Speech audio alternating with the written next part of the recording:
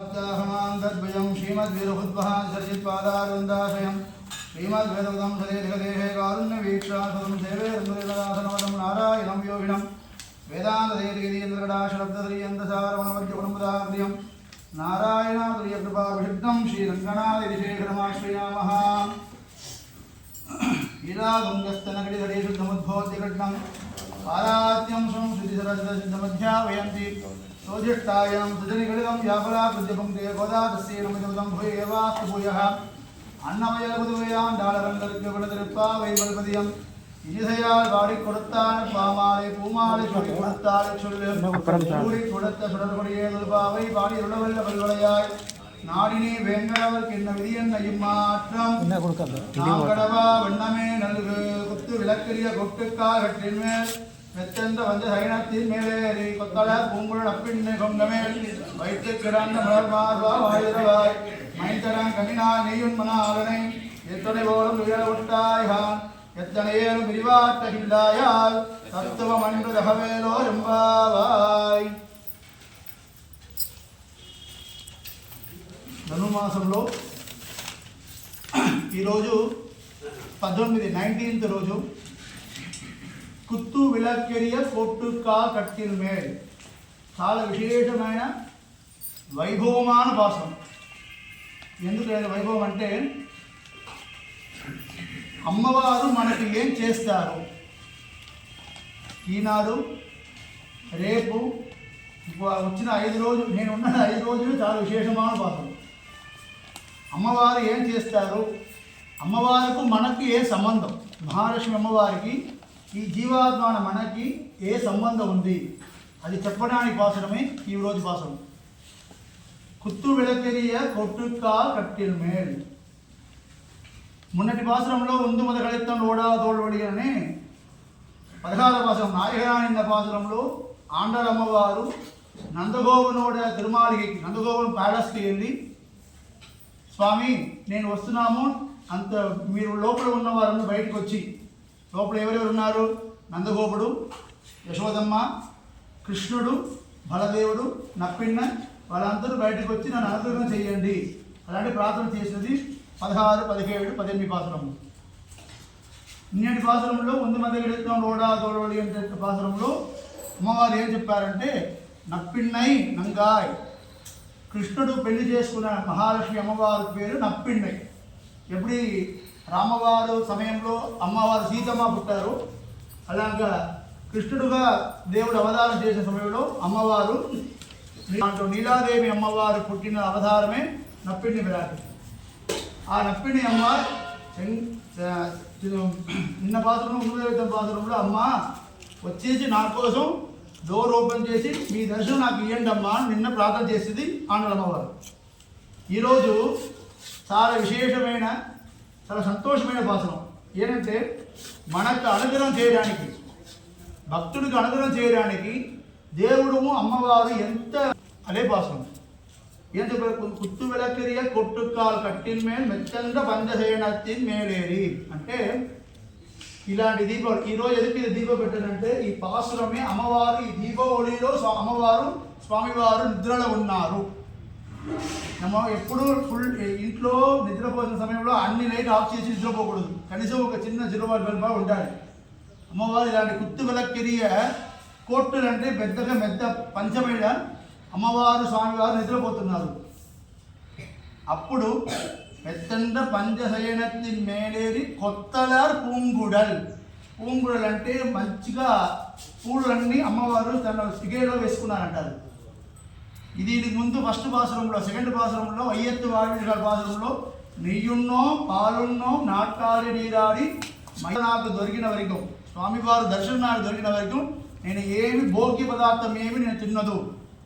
నెయ్యి అంటే భోగ్య పదార్థము, మా పూలు పెట్టుకున్నానికి భోగ్యమే, నా స్వామివారితో నాకు భోగ్యం. స్వామివారితో నేను కలిసి ఉండలేవు, నేను సెపరేట్గా ఉండాలి అంటే నాకు భోగ్య వస్తువు అవసరం లేవు. నాకు భోగ్యం ఇది పరమ భోగ్యమాన శ్రీమన్నారాయణ కృష్ణుడు ఒక సంప్రేషం. కృష్ణుడు నేను ఎప్పుడు సంతోషంగా ఉంటామో అప్పుడే దాన్ని నేను వేసుకుంటాం, దాని వరకు నాకు అవసరం లేవు. 2వ పాసంలో అమ్మవారు చెప్పారు కదా. ఇప్పుడు అమ్మవారు ఆండాళ్ అమ్మవారు ఏం చేస్తారంటే నేను భక్తులు నేనేం చేస్తాను, పువ్వు వద్దు, పూలు వద్దు, నెయ్యి వద్దు, మంజనం చెప్పారు కదా, అదన్నీ వద్దు అని చెప్పాను. కానీ మీరు ఎలా ఉన్నారు? నప్పిని నంపే అమ్మగారికి చెప్తున్నారు ఆండమ్మ, నేను నెయ్యి ఉన్నో పూలు లేవు చెప్పినాం. కానీ మీరు కొత్తల పూంగుడలు నప్పిన్నై సిగపూల పూలు పెట్టుకున్నారు మీరు. నేను ఇక్కడ కష్టపడుతున్నాము అమ్మవారి బిడ్డ, మనం ఎలా ప్రార్థన చేయాలి? అమ్మా నేను ఇక్కడ కష్టపడుతున్నాము, నీ స్వామివారితో ఉన్నారే, నాతో ఆ స్వామివారు కలిసి పెట్టారు కదా, నన్ను కూడా స్వామివారి దగ్గర కలిసి పెట్టారు కదా, అదే మీ భాగ్యం. అమ్మవారికి పురుషకార భూదే ఒక పేరు ఉంది, అంటే కటకృత్యముని పేరు. మన ఇక్కడి నుంచి తీసుకెళ్ళి స్వామివారి తీసుకొచ్చి మన ఇద్దరి కలిసి పెట్టడానికి కైంగర్యమే అమ్మవారు చేసింది. పురుషకార భూదై అంటే మన పురుషం, జీవాత్మకు పురుష అని పేరుంది. ఈ జీవాత్మకి వేదంలో పురుష అని పేరుంది, దేవుడికి పురుష అని పేరుంది. పురుషనోదీది పురుష అంటే ఎవరు దేవుడి దగ్గర వెళుతున్నారో వాళ్ళే పురుషుడు. దీంట్లో ఆడవాళ్ళు ఉన్నారు, మహాడ ఉన్నారు, అవసరమే లేదు. ఇది అన్ని దేహం లోపల ఉన్నది. ఎవరు దేవుడి దగ్గర పోతున్నారో వాళ్ళే పురుషుడు. వేరే పురుషుడు అక్కడే రాదు. దేవుడికి ఏం పురుషుడు పేరు అంటే పురుషనోదీది అంటే అందరు ఏది అడుగుతున్నారో అది ఇచ్చిన వారే పురుషుడు. మనము దేవుడి దగ్గర పోవాలి, మన పురుషుడు. మనకు పోయిన దాకా స్వామివారి దగ్గర ప్రార్థన చేస్తున్నాం కదా, అప్పుడు దేవుడు మనకి ఇస్తున్నారు కదా, అదే ఆయన పురుషోత్తమ లక్షణం. ఇక్కడ అమ్మవారు ఏం చెప్తే, ఇప్పుడు ఆంధ్రమ్మవారు ఏం చెప్తారంటే, వారు ఆయన అందరూ బయట నించుని కృష్ణుడి దేవుడు లేకుండా ఏడుస్తున్నాం, మీరు కృష్ణుడు సంతోషంగా ఉన్నారు కదా, నన్ను కూడా స్వామివారి దగ్గర తీసుకెళ్ళండి.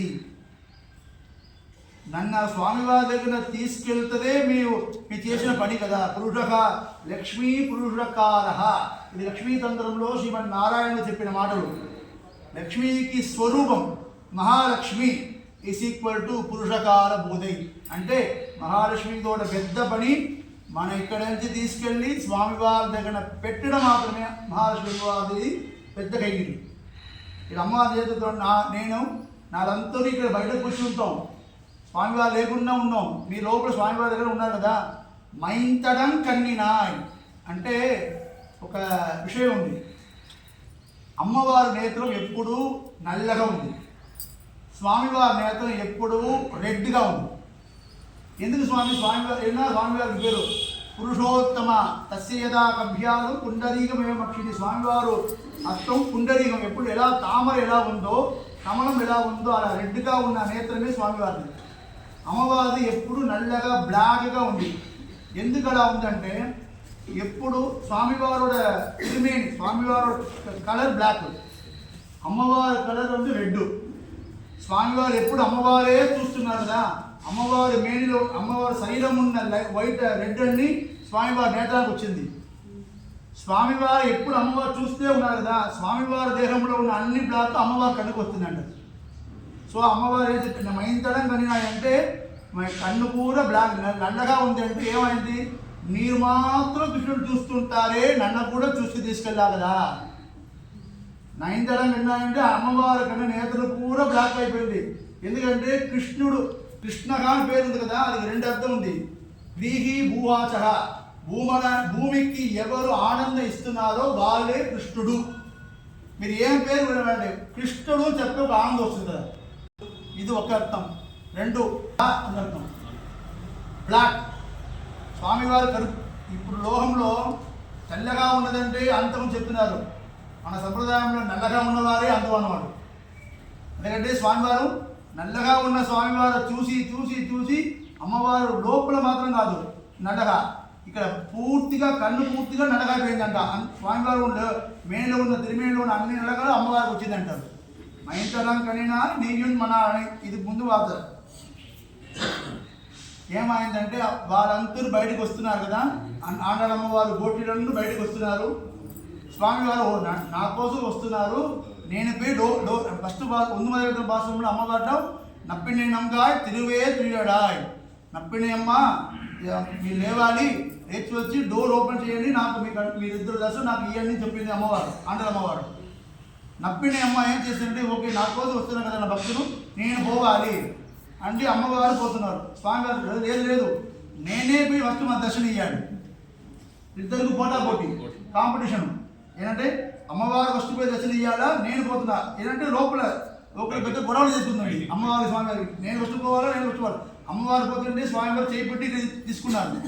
స్వామివారు పోతుంటే అమ్మవారు తీసుకున్న మాట కాదు, నీయున్మనాలని చెప్పి మైందరం అంటే వాయుతురవాణి అమ్మ చెప్పింది. ఆండలమ్మవారు, కృష్ణ నీ బయటికి రావడానికి అవసరం లేవు, డోర్ తీయడానికి అవసరం లేవు. కనీసం అర్జునుడికి చెప్పారు కదా, మాసుచగా ఏమి కంగారు పడవద్దు, నేను ఉంటాను చెప్పారు కదా. లోపు నుంచి ఆ మాటలాసం చెప్పండి, మాసుచగా నాకు చెప్పండి నాకు అలాంటి అమ్మవారి బయట నుంచి వాయుతురవాణి ప్రార్థన చేసింది. స్వామివారు కృష్ణుడు ఏం చేశారంటే ఓకే ఇది మాత్రం మీకు కావాలా అని ఆయన నోరు ఓపెన్ చేసిన సమయంలో నప్పిన అమ్మాయిని చెప్తున్నాను, నోరు చేయకూడదు, నేను పోతున్నాను చెప్పాను కదా, నన్ను దోప తీశారు కదా, మీరు మాత్రం నా మంచి పేరు పెట్టుకోవాలా, నేను బయటికి పోయి మంచి పేరు పెట్టుకుని అనుకునే పోదు నాకు తీసి లోపల పెట్టు మీరు పోకూడదు చెప్పారు కదా. నువ్వు నోరు ఓపెన్ చేయకూడదు. వాయుతురవాణి అమ్మ చెప్పిన మైంతరం కడినాయి అంటే మీరు అమ్మవారు ఏం చెప్పలేవు, కన్నులో ఇంట్లో జరుగుతుంది కదా, అమ్మవారు ఏం చెప్తారో అదన్నీ ఏదో వింటారు, చెప్పడం అవసరం లేదు. నోరు దృష్టితో చూస్తే చాలు, అందరూ అమ్మగారు ఏం చెప్పారో అదే జరుగుతుంది ఇంట్లో. ఇక్కడ కూడా అదే, అమ్మవారు ఏం చెప్పారు మైంతరం కడినాయంటే నోరు ఓపెన్ చేయకూడదు. అంటే అమ్మవారి నేత్రంతో చెప్పండి, స్వామివారి నోరు పూసుకుంటారు. ఈయన్మనాని ఎత్తనగోళం తిరగబడతాయాన్ ఎత్తనయ్యేను ప్రివార్తగిల్లాయాడ్ అంటే మీరు ఇక తెలుస్తున్న ఐడియా లేవు. తిరుమలలో పైన తిరుమలలో ప్రతి శుక్రవారం స్వామివారికి అభిషేకం ఉంది, 3వ నాటికి. అప్పుడు ఏం చేశారంటే అన్ని కవచాలు తీసేసి అభిషేకం చేస్తారు. ఈ కవచం అంటే మహాలక్ష్మి అమ్మవారు కూడా పైన కవచం ఉంది కదా, అది తీసి బయట పెట్టి అభిషేకం చేస్తారు. తిరుమల శ్రీనివాస స్వామి వారికి ఒక అరగంట అవుతుంది అభిషేకము.